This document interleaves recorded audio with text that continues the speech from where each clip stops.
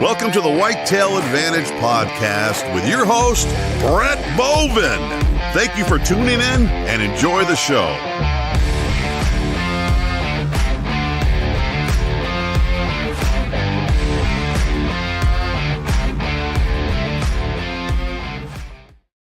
What is up, everyone? Welcome to the Whitetail Advantage Podcast. I'm your host, Brett Bovin. I noticed that we're having some internet connecting whatever problems, so I like to apologize if there's any glitches in tonight's show. But with that being said, thank you for tuning into the Whitetail Advantage Podcast. If this is your first time tuning in, thank you. Welcome. Where have you been? Anyways, we do a live show Monday through Wednesday, 9 p.m. Eastern Standard Time, and each week we cover a new state. This week we're covering Michigan, although today is Tuesday, so it's the start of the week, because yesterday being the 27th, it was Memorial Day, so we took the day off in honor of that. But like I said, one thing I do ask, though, as the listener, for the audience out there, to put your quarter in the slot machine. And what I mean by that is to help share the show. I believe hunting is a dying sport, a dying lifestyle. I know here in Michigan, the numbers are constantly declining, but we'll get into that into tonight's show. So please help share the show. Thank you, everyone out there that is sharing the show and showing your support. It means a lot to us here at Whitetail Advantage. I did say, though, that we have some big announcements, and tonight we're going to be making that announcement. We are officially on Waypoint TV's platform. It's been something in the making, so we're extremely excited for this opportunity, and we can't thank you, everyone out there, for your support to help get us to this point. It's the start. It's the beginning. So we still have a lot of things coming in the works, and it's a huge milestone for us here at Whitetail Advantage. It means a lot to us, everyone out there that has supported us on the show. So you can catch us, our audio podcast that's uploaded now on their platform, on their website, their app. On Friday, they're going to be uploading all of our videos to their platform as well. So you can catch us on their TV at that point as well on Friday. It's something that we were excited for, and I was just waiting for the moment for them to give us the launch date. When I saw that launch date, I swear I was jumping up in joy of oh yeah. So, but we couldn't have done that without everyone out there's support. Now, we're going to get into Michigan Week. As Al, you know, I am from Michigan, so I'm going to do my best to pretend like I don't know what the heck's happening here in Michigan.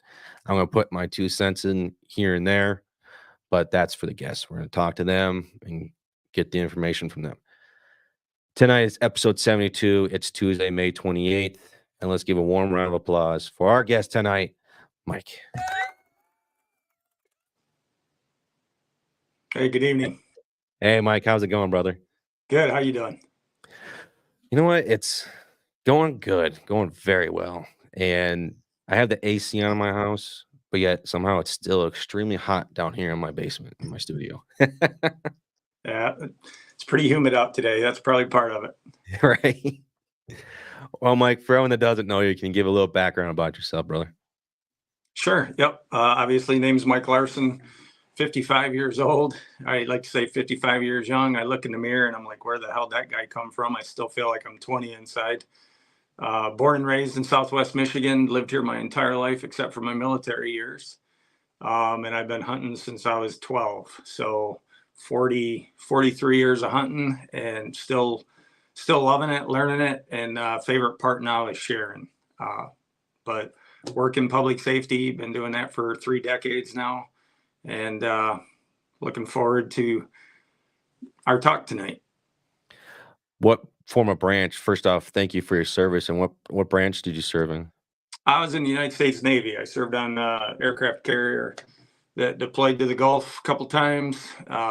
about 5,500 people on it, worked on the flight deck itself, fueling jets. Knew it wasn't going to be a career, so I joined to do something that would give me some adventure, something fun, and some college money. Well, when I was in the police academy, I had a Navy guy in there, 2 Army guys, and 2 Marines. And let's just say it was not a good couple months for that Navy guy. Yeah, I'll tell you what, it's a lot of inner service bantering goes on, but deep down we do respect each other. Yeah. And so how long, you said 30 plus years in this public safety? Yeah, yep. So this June will be my 30th year. Oh man. Yeah, my dad just retired. He was 33, 35 years of service. So yeah, he just retired last year. Oh, good for him. That's awesome. Yeah, he's enjoying the retirement though. However, he's still working, and when I mean by working, he's babysitting my kids Monday through Thursday. I might take public safety over that. I've never met your kids though, so They're a handful, man. So I don't even know how my parents do it. My mom, oh gosh, I think my mom does mainly the work. My dad just kind of sits by and makes sure no one gets hurt. right. Yep. Still a cop. Once a cop, always a cop. Right. Well, Mike, let's get into tonight's show. So, Southwest Michigan. I'm here from Southwest Michigan as well. What is your hunting style? Do you hunt public or private? Both, but probably 70% private. I've not only found that to me, a lot of people think if you've got private property, you've got it easy. And I'm going to tell you right now, I've put more work and effort into private land than I ever did or do on public. I do hinge cuts. I've dug ponds. There's so many things that I've done to create the habitat that I've been able to enjoy. The main farm that I hunt now, I bought in 2007, so it's been 17 years. The number of deer, the quality of deer that I've seen since I've put work into it is exponential. So I've never gotten into the argument of public versus private land. It depends. I mean, if you got a buddy that owns private and he does all the work and he puts the stand up and he tells you where to sit and he runs the cameras or whatever, then I can get somebody cracking on somebody. But when you're the landowner and you're the sole hunter and you put all that work into it, you'll learn a lot. And I do a lot of out-of-state hunting, which is all public. And the things that I've been able to learn and transfer back and forth between the public and private and the different states, it's been huge. It's an argument for somebody else. I'm not going to hold that one up.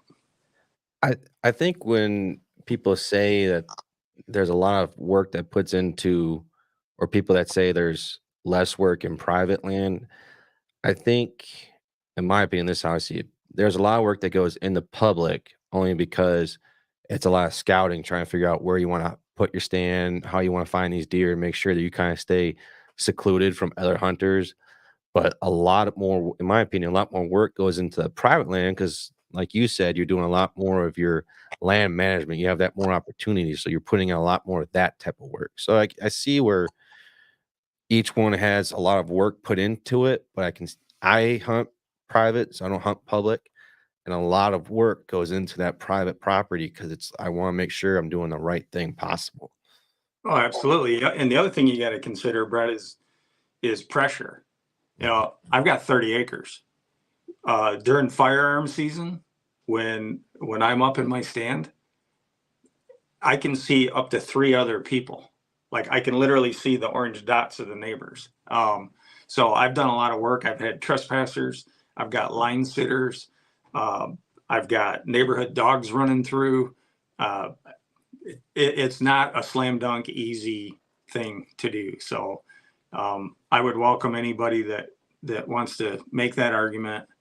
Go out and buy some land. I know that's the hard part with the money, but there's no such thing as purchasing quality hunting unless you're going with an outfitter or a guide in a proven area. Right.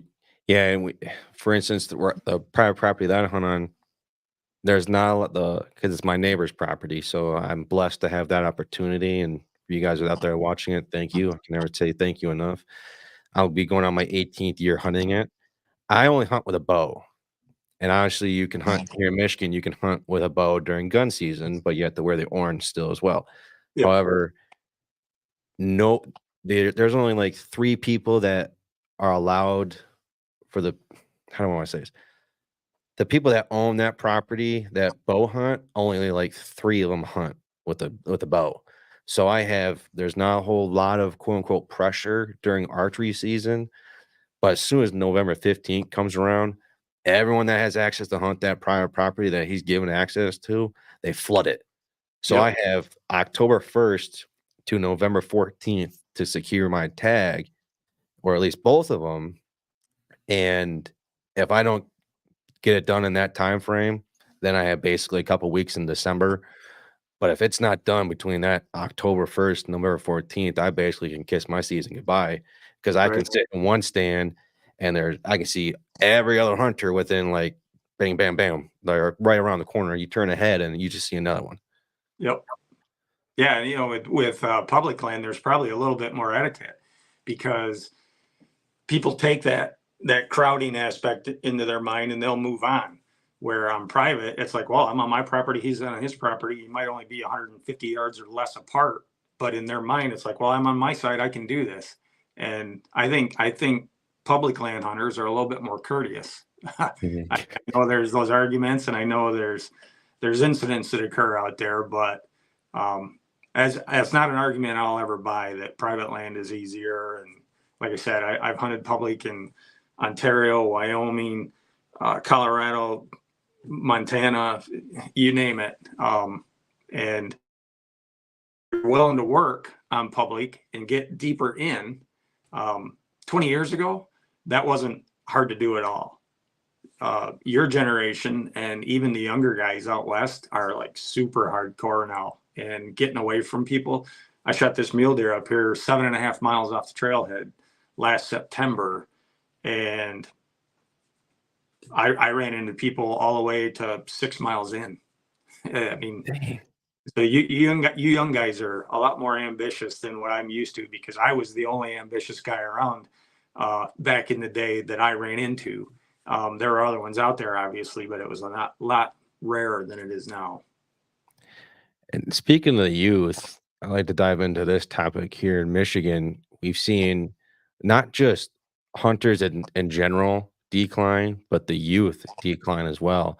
I mean, I have a report up here. I'll get to that here in a second, but I remember reading another report from DNR that when they first you had to be 14 before you can start hunting, and then they dropped it down to like 12 years, and then they eventually just got rid of it because the numbers were just kept steadily declining. And I remember reading in 2021 when the COVID happened, 2020 or 2021, whatever, they saw like a slight increase. But as soon as that went away, the numbers started going back down, and they've seen youth hunters decline again, and just hunters in general decline. In your opinion, why do you think, and just talking about the youth, why do you see that number declining? Instant gratification. So these little thumbs that run their tablets and their phones, and they jump on social media, which I'm not knocking by any stretch of the imagination because it has its place. But, young kids now are so used to instant gratification. They can play games on their phone. They can play PlayStation, Xbox. If they have a question about something, they ask Google, immediately get an answer. And they're not used to having patience and having to put the time in to earn something. My son is 22 years old, senior in college. And I have honestly no idea how I was able to get him to avoid that. But if you send my son a text, you might get an answer 45 minutes later, because he's not married to that phone. He hunts out west with me. He turkey hunts with me. He's a bigger fisherman than I am. But generally, Kids are just used to instant gratification. If they don't like something, they change the channel. If they don't like a game, they hit restart. And you can't do that in the outdoors. You've got to enjoy the experience and what the outdoors has to give your soul to then do it right, in my opinion. And the other downside is the kids that do like to get into the outdoors gravitate to social media where everything's got to be a giant, and if they can't attain that because they haven't built up the skills and experience yet, then they just give up on it and move to the next thing. And I think it's a societal problem. It's not just, you and I, are we able to pass that on to our kids? It's all the other pressures from when they're not near you. They're at a friend's house, they're at school, they're exposed to all of these other things that I don't want to go too deep down this rabbit hole, but I've literally read articles that said kids, and I'm going to keep this clean, I promise, kids' sexual appetite today is about 10% of what it was 25 years ago because of the endorphins and everything else that gets kicked off in their brain by being on that little phone or tablet. And their brains are changing. So the things that you and I enjoy, the peace and the solitude and the hunt itself, they're just not wired that way anymore. They're being deprogrammed from the roots that we came from cavemen, having to find and secure our own food, to everything is just instantly given to them. And it's altering society, and it's sad. Yeah, I think society itself has made being a quote unquote alpha male a bad thing.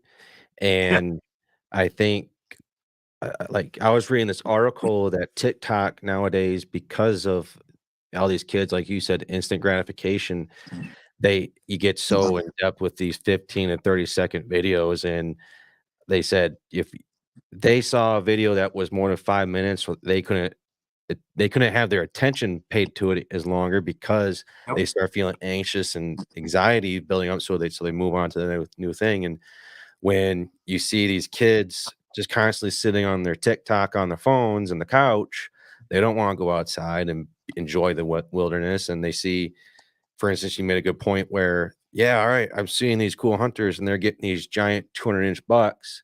All right, I want to go try it. And they don't see a deer for a week. They're like, oh, well, I'm not getting that success, so I give up. But they don't see the backside of it, where these hunters put in the time and all the effort, the blood, sweat, and tears, basically, to do that.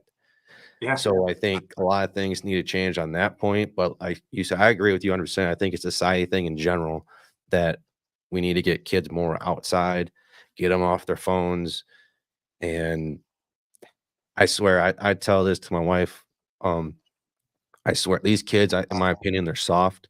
So I'm trying to teach my kids, if you just give 110%, no matter what you do, I don't care if it's in the sports world, hunting world, no matter what, if you don't get into hunting at all, I'm going to love you as long as you are giving 110% and you're being a quote unquote beast at what you want to do. Yep. I'm going to love and support you and be proud of you no matter what. Because if you do that, you're going to run over all these other kids that just want to sit around and have stuff handed to them. 100%, man. I've told my kids that the biggest tiebreaker in life is being able to look another man in the eye, or woman, depending who the boss is, and carry yourself with confidence. Even in law enforcement now, I see these young kids that some of them can't talk to a stop sign. The ones that make it and stay with us and get through training do really, really well. But, I know the agency you came from, there was a long time there where they had to start in the jail. And that's perfect, because I'm telling you what, if you can be a good corrections officer and learn how to talk to somebody and not have go-tos such as gunpoint or whatever else, verbal judo, survival skills, those are huge. And it's just not there anymore. So my kids, the tiebreaker is just look somebody in the eyes, be confident, be honest, and take corrective action or constructive criticism well. And with instant gratification from social media and other things today, it's an uphill battle for hunters. And we need as many voters as we can get, because even if it isn't just Michigan, across the nation, you start seeing all of these legal activities that are being challenged and banned. And, Michigan itself has Proposal G that I don't even know what year that passed or how old you would have been. But that proposal literally said that all game laws in Michigan were to be set by the game biologists. And when the dove hunt came up for vote and got voted down, that violated that amendment to the state constitution. And to this day, I don't understand why nobody's challenged that. I've written MUCC, I've written NRA, I've written all of these conservation organizations. I'm like, let's just take a look at Michigan alone. We're violating. I mean, the voters passed a referendum that they have no input on game laws and seasons and bag limits and all of those things. Yet the dove hunt went up for a vote. It passed, I think, for a temporary. There were 3 counties somewhere mid-state, like Jackson, Hillsdale, and one other county over there. It lasted 1 year. Now, if you look at the biology of it, and I know this is called Whitetail Advantage, but if you look at the dove population, there's an 80% mortality rate in Michigan without hunting. They've proven that hunting would have zero impact on the populations. Obviously, with whitetail deer, it's completely different. They're a little bit more prolific as far as getting hit by cars and other factors that go into it. But the next generation of voters that's not going to have that education or that background or that experience, just like the ones that get into hunting and don't have that skill to be successful, so they give it up. They're also going to be voters that aren't educated in the things that we need, you and I, to be able to continue our lifestyle. And that's what it is. It's not a hobby for me. It's not a sport for me. It's a lifestyle. My freezer right now, I have 2 freezers that are full of wild game, from pheasants, ducks, geese, whitetail, mule deer. And it's an important part of my diet. And to lose that would be devastating. I think there's a quote that I remember hearing or reading. I can't remember exactly where, but it was, you never see a U-Haul behind a hearse. And no matter what your talents are, you should always be giving the most you can, because you can't take it with you when you die. And I'm not saying I know everything, like I'm an expert. First off, I think the term we use for people that are experts, you will know everything. I just don't feel like there is a quote unquote expert in any field at all, because you can't know everything in and out of that field, no matter how long you've been in it. Yep. That's just my quick little part taking it. Anyways, I think, like I said, I don't believe I know everything, but I'm always trying to do my best to learn. And I feel like one thing that I always want to try to do is to help educate people on laws itself, educate them on hunting and the benefits of it. And I think people just need to read more and understand what's going on in your state for conservation wise, because at the end of the day, I don't want to lose, because this is a lifestyle. Like I told you, and I told people on the podcast before, I told my wife on our very first date that in the fall I'm hunting, and that's what you're going to get out of me. If I was to lose hunting, I don't know who I'd be. I feel like I'd lose a part of who I am deep down, because it's like, I don't know what to do with my life anymore if I was to lose hunting overall. It's just, it's not getting a deer, don't get me wrong, but just being out in the woods, it's the best feeling in the freaking world, man. I say it all the time. It's the healthiest version of crack. My best friend said it, and now I'm saying it. It's the best, healthiest version of crack. Yeah. Well, it brings out your natural primal instincts that are at the core of your DNA. I mean, it's who you are. And to tell somebody that they can no longer be who they are and that they've got to change and conform to somebody else's ideals, it just doesn't work. Yeah, and I think, especially with these, I remember this article that I got right here. Let me find the spot. It said in the early 2000s, Michigan had over 800,000 deer hunters. In the 20 years since, that number has fallen to approximately 550 hunters, and it's only going down. It's only going to go down further. And that was per. This is an article from Fox 2 Detroit. He was quoting the DNR guy. I can't find his name right now, but yeah, that's where we are kind of right now in Michigan.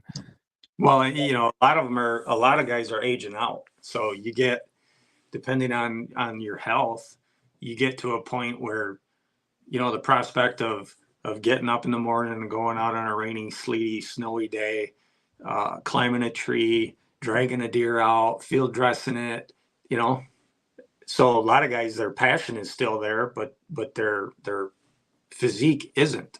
And as that group ages out, which I'm hoping, at my age, I'm hoping I got another 25 years in me. I'm hoping into my 80s. As those age out and you don't replace them with the next generation and the younger kids, it's going to exponentially drop from 800 to 500,000 to 200,000 in a very short period of time. And that's when the anti's claws come out and they see the weakness and they start pushing their agendas, and they get people to vote off of emotion as opposed to knowledge. And it could be gone that fast. People that don't want to believe that are just kidding themselves if they don't put the work in to save it. And what I think Michigan, what I believe what makes them great is because we have what's called an apprenticeship program. Obviously, you're aware of that. So you don't have to go out and get your hunter certification right away. What this apprenticeship program really is, it's kind of like a testing the waters per se. So you get to go out with somebody that has their certification, go out hunting, harvest a deer. I believe you can harvest a deer, but you still have to buy your tag. Right. And you get to kind of test to see if it's something that you're like, and then you move on to the next steps of getting your certification and go out hunting on your own. So I think that's cool.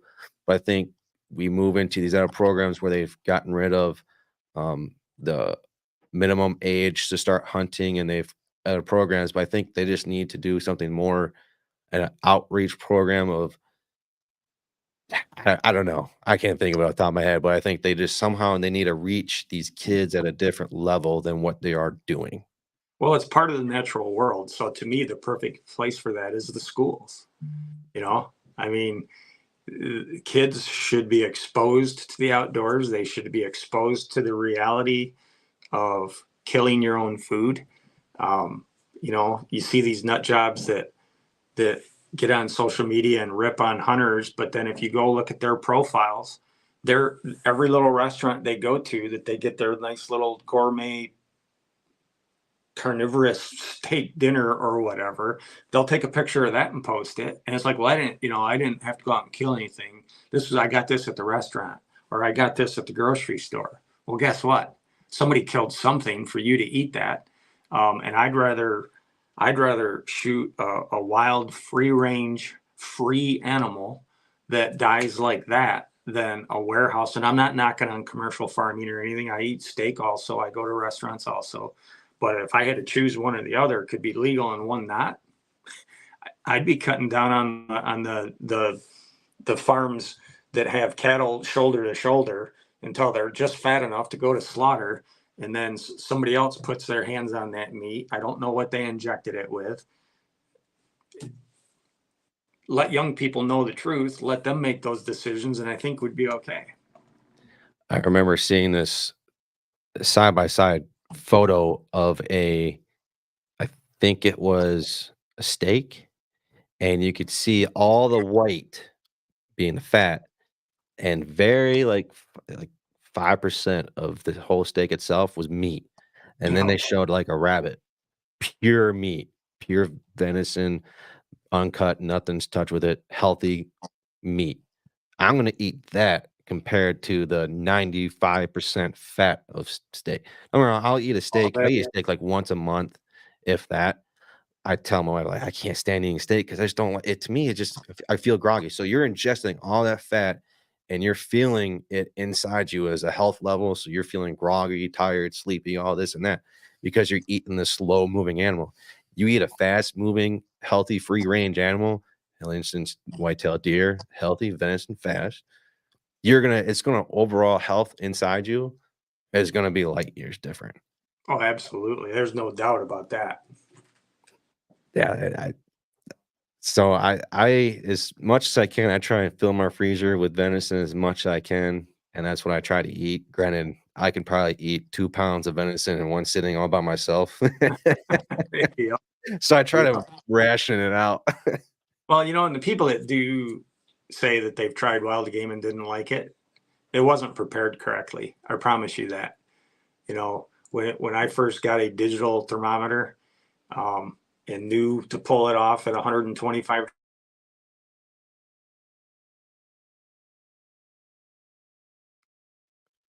We lost Mike there. And we still lost him. He's a frozen screen. Now it's just a frozen screen that we're looking at here. You have to love technology. Mike, if you can hear me, you're frozen, my brother. Here, let's try doing this. Let's try and remove him. And then we'll try and kick him back on the stage here. Nope, now it's just a black screen. All right, yeah. All right. He disconnected. We'll hopefully get him back in here. I don't remember the point. I lost where he was at in his point now. So if you're listening, please help me out on that point. But we were talking about healthy foods and stuff like that, and the difference between slow moving animals and fast moving animals. So hopefully Mike gets back in here in a second. We'll just kind of see where it goes. With that being said, I did forget to add, we are a part of the pro staff for Gilly Puck. So if you use the code GP10, GP10, you get 10% discount off their products. So with that being said, while we're trying to get Mike back in here, let's run a quick video for him.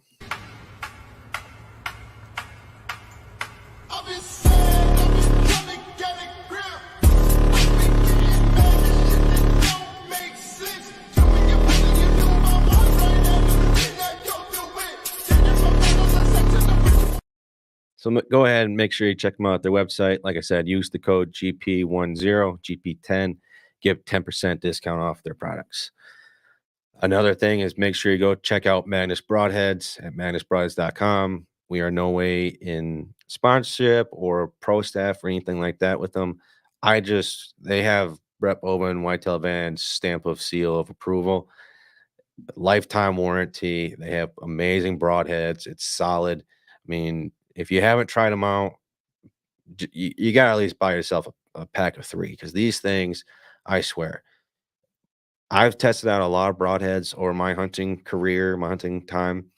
I'm going into my 18th year of hunting, and I've tried different ones. I've tried Crimson Raptors. I've tried Montex from G5. I've tried, what are some other ones? I've tried some mechanical ones here and there.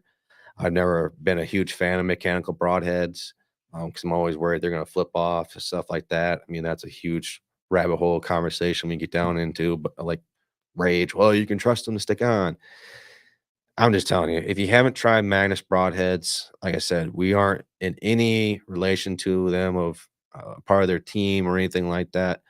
I love their broadheads, and I always try to tell people to go try them out no matter what. So if you got some time and spare money, I know money's tight for everybody these days, just get yourself a pack of Magnus broadheads. Customer service there is phenomenal. You're going to have amazing broadheads in your quiver. So I try to buy as many Magnus broadheads as I can. So this year coming up, I've had the Magnus Stinger broadheads with the buzz cut, the 4 blades. I've used those for a lot of years. This year, I'm going to be trying the Magnus Sarah Razor, the 4 blades with serrated edges. That's the one I'm going to be using this upcoming year. We still do not have Mike back on currently, so we're going to give it a little bit. If not, we're going to get that. And for tonight's show, maybe if anyone out there is watching and they do want to come on the show, send me a message, make a comment here, and we'll get you on the show. Because it looks like Mike's having some internet connecting problems. if we can't get him back on for the rest of the night, we're going to try and get him rescheduled for a different show. We got to have Mike to finish this conversation. I mean, having a fun conversation, in my opinion. Like I said, though, we are a part of Waypoint TV now. It's something, like I said, we've been working on for a while. Our audio podcast is now on their app. So you can go ahead to Waypoint TV and find us on there as well. Our YouTube videos, our video podcasts are going to be uploaded and displayed on Friday on their website and their app. So we're extremely excited to be with them as well. And we couldn't have been to this point without you guys' support and your love out there and helping share the show. For everyone out there that's been on the show from previous episodes up till now, I just want to say thank you, everyone out there that's come on the show. And it really means a lot to us, and taking time away from your family. Like I said, I can't say thank you enough. It means a lot. I'm going to see if I can get Mike a text message here to see if he's coming back on the show. If not, like I said, we're just going to, and if anyone, like I said, if anyone out there is watching at this moment and they want to come on for tonight's show, send me a message. I got my phone right here. So let me send him a quick email. Let's get this going. So, yep. Oh, well, what's everyone want to talk about? I don't have any segments preloaded on my thing here, but we could have had debate corner. I didn't even think of doing that.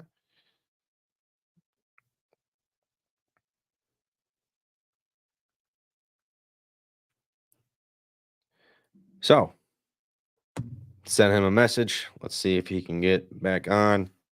If not, we're going to end the show early for tonight. Let's see here. What else should we make it known here? Go ahead and check us out our website at whitetailadvantage.com. We do say we announce who our guests are coming up for that next coming week. If it does say ask the audience, that's us saying we don't have a guest scheduled for that date. So we open up to you guys. Like I said, this is an open door podcast. So wherever if you want to come on the show and you see that, or if you just want to come on the show in general, you don't have to be from the state that we're covering. So for instance, next week, I think it's Minnesota, and you're not from Minnesota and you want to come on the show, or you see that we ask the audience and you want to come on for that date. Like I said, you don't have to be from that state. You should want to come on and talk about whatever. Send me a message, send us an email. We'll get you on the show. We're not going to say no to anyone that wants to come on, no matter what. But with that being said, it does not look like Mike is going to get back on for tonight. That's a bummer. We had to love technology, am I right, guys? Man, I did say, though, at the beginning, we've had some bad storms are coming in right now through West Michigan. But with that being said, we're just going to end it for tonight. Thank you, everyone out there, for your support, your love. Make sure you put your quarter in the slot machine. What I mean by that is to help share the show. Thank you, everyone out there that has continued to do so. It means a lot to us. And make sure you check us out our website at whitetailadvantage.com. Use the code GP10 and get 10% discount at Gilly Puck. And we look forward to seeing everyone at tomorrow's episode 73 on Wednesday with Mid-Michigan Whitetails. So we'll see you guys next time.